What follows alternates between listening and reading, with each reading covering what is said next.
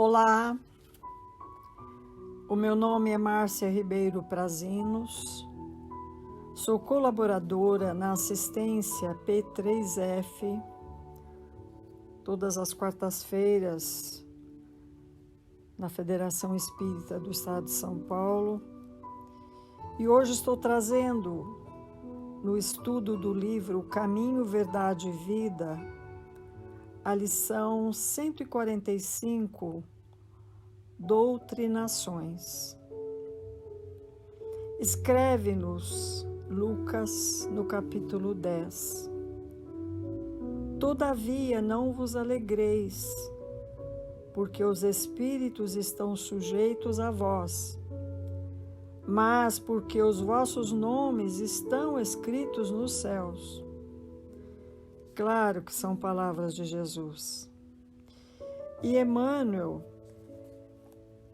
traz uma linda reflexão, nos dizendo que frequentemente nós encontramos novos discípulos do Evangelho exultando de contentamento porque os espíritos perturbados foram atendidos por eles e aceitaram esses aconselhamentos.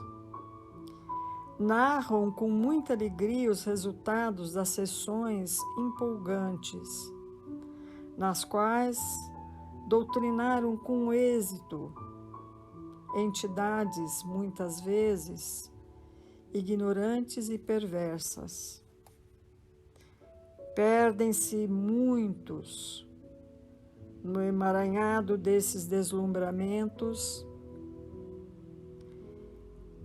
e tocam a multiplicar os chamados trabalhos práticos. Sempre sequiosos por orientar em contato mais direto os amigos inconscientes ou infelizes do plano imediato à esfera carnal.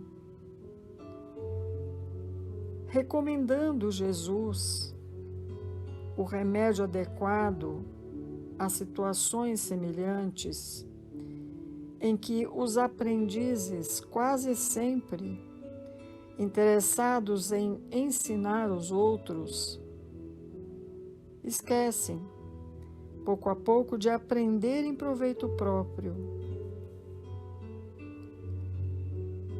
Meu irmão e minha irmã, se você é um doutrinador sincero, se rejubile sim, não por submeter criaturas desencarnadas em desespero convicto, que em tais circunstâncias o bem é ministrado, não propriamente por eles, em sua condição humana, mas por emissários de Jesus, que são os caridosos, solícitos. São esses que utilizam a maneira de carnais para a misericórdia divina.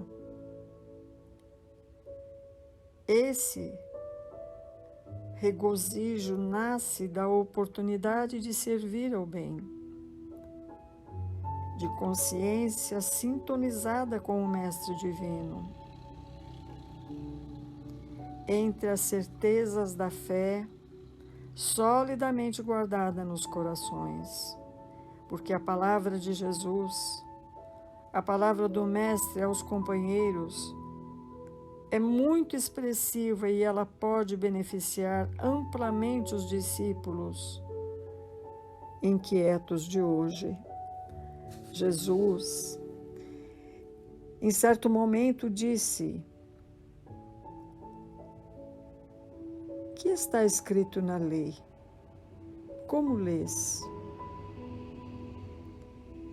A interrogação do Mestre ao doutor de Jerusalém nos dá uma ideia do interesse de Jesus pelas nossas maneiras de penetração da leitura, sem nos referirmos aos círculos vastos de pessoas ainda indiferentes quanto às lições do Evangelho. Nós podemos reconhecer, mesmo entre os aprendizes estudiosos, as mais diversas tendências no que se refere à escolha de livros que deverão ser estudados e lidos. Porque os leitores, muitas vezes, se distanciam uns dos outros pela expressão mais heterogênea. Uns pedem consolação, outros procuram a distração, o recreio. Mas existem aqueles que buscam motivos tristes por cultivar dor, tanto quanto aqueles que se arvoram em caçadores de gargalhadas. Assim, surgem aqueles que reclamam esse tóxico intelectual e aqueles que andam em busca da fantasia e insistem incentivando a polêmica envenenada. Raros leitores pedem iluminação. Sem isso, entretanto, podem ler muito, saturando o pensamento de teorias as mais estranhas. Mas chega o dia em que vão reconhecer a pouca substancialidade dos seus esforços, porque sem luz, o conforto pode induzir a preguiça. Ao entretenimento, a aventura mesmo menos digna.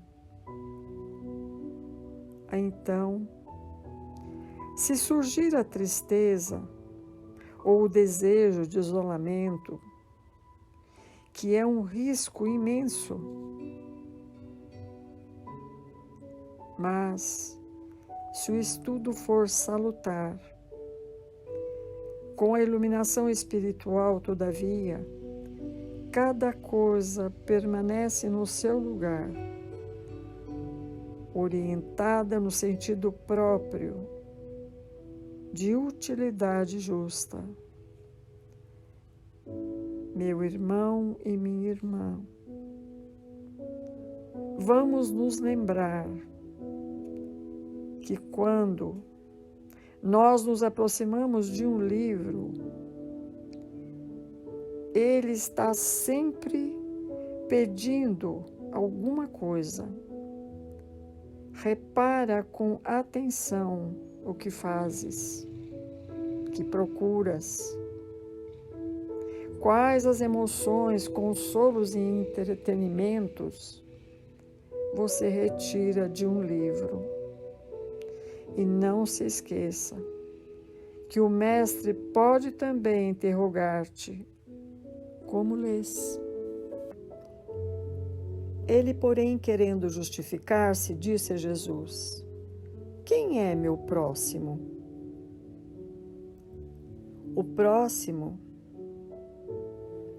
a quem precisamos prestar imediata assistência é sempre a pessoa que se encontra mais perto de nós. Nesta lição, Doutrinações, que Jesus nos ensina a amar o nosso próximo como a nós mesmos. Em suma, é por todos os modos a criatura que se avizinha de todos os nossos passos. E como a lei divina recomenda, amemos o próximo como a nós mesmos e que nos preparemos para ajudar indefinidamente e infinitamente. Se nós temos pela frente um familiar, devemos auxiliá-lo com a nossa cooperação ativa. Se nós somos defrontados por um superior hierárquico, mesmo assim vamos exercitar o respeito e a boa vontade. Se um subordinado nos procura, devemos ajudá-lo com atenção e com carinho. Se um malfeitor nos visita, pratiquemos a fraternidade tentando, sem afetação, abrir-lhes rumos na direção do bem. Se um doente nos pede socorro, devemos ter compaixão da sua posição, qualquer que ela seja, porque se o bom se socorre das nossas palavras, vamos estimulá-lo para que ele faça também o melhor. Mas se o mal também nos busca a influência, devemos ampará-lo, sem alarde, para que se corrija. Se há cristianismo em nossa consciência, devemos cultivar sistematicamente a compreensão, a bondade e desenvolver força em cada um de nós para melhorar o nosso destino. Um cristão sem atividade no bem é um doente de mau aspecto, pesando na economia da coletividade.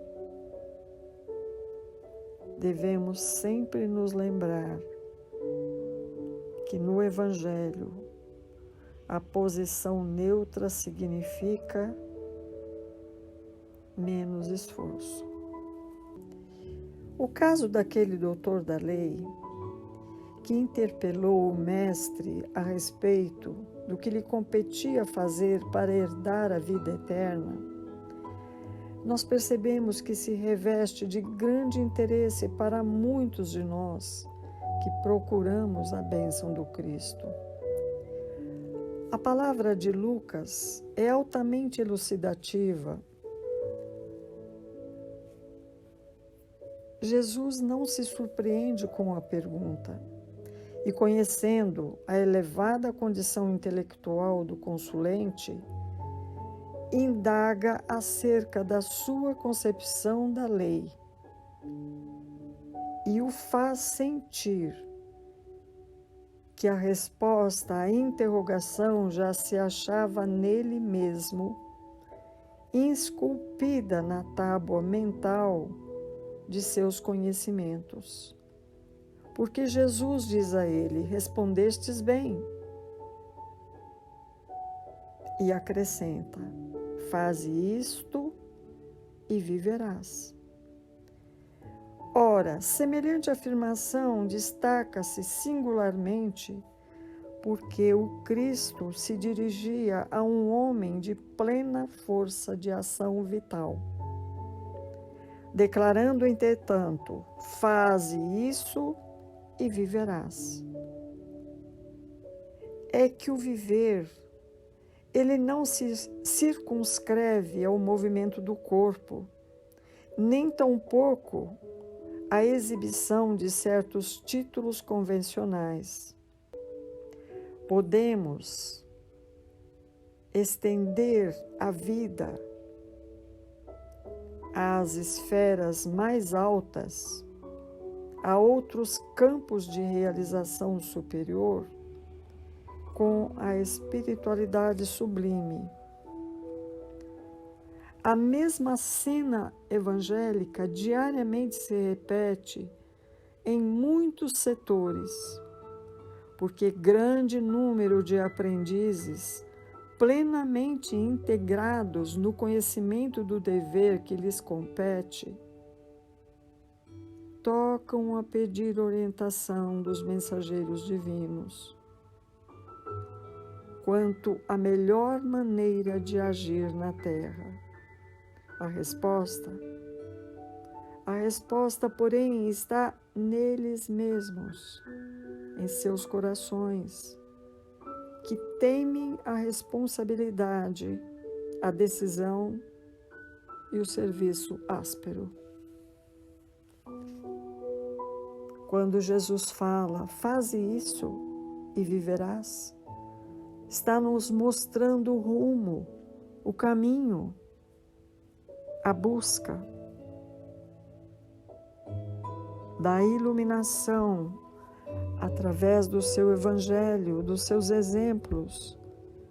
Jesus deixa um rastro de luz, nos mostrando que é possível amar ao próximo como a nós mesmos, a servir ao nosso próximo e a servir a nós mesmos, perdoar e sermos perdoados.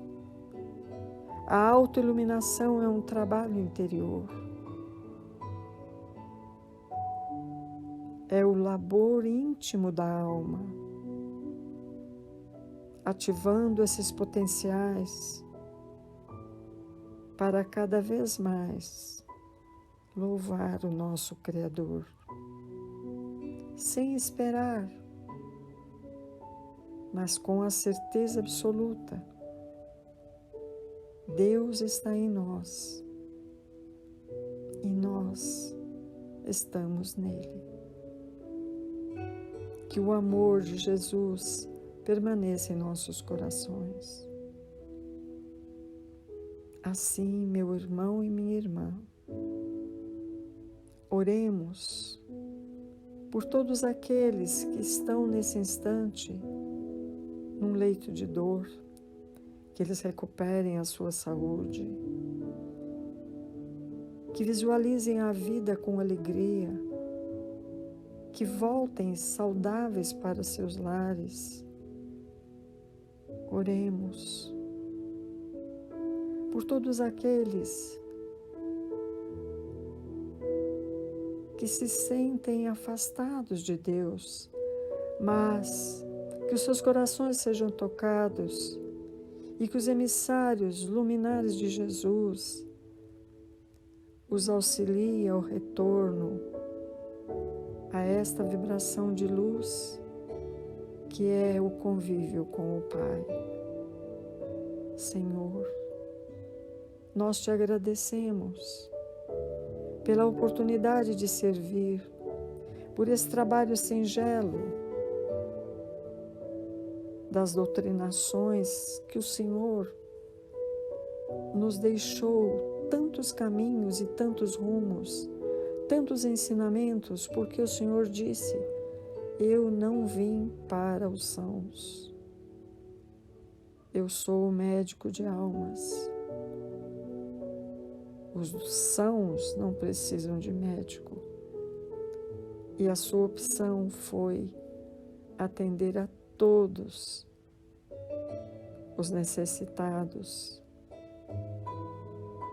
aqueles de dores na alma, que precisavam e queriam sentir a sua mão poderosa derramando bênçãos sobre eles. Gratidão, Pai Celeste, muita paz a todos.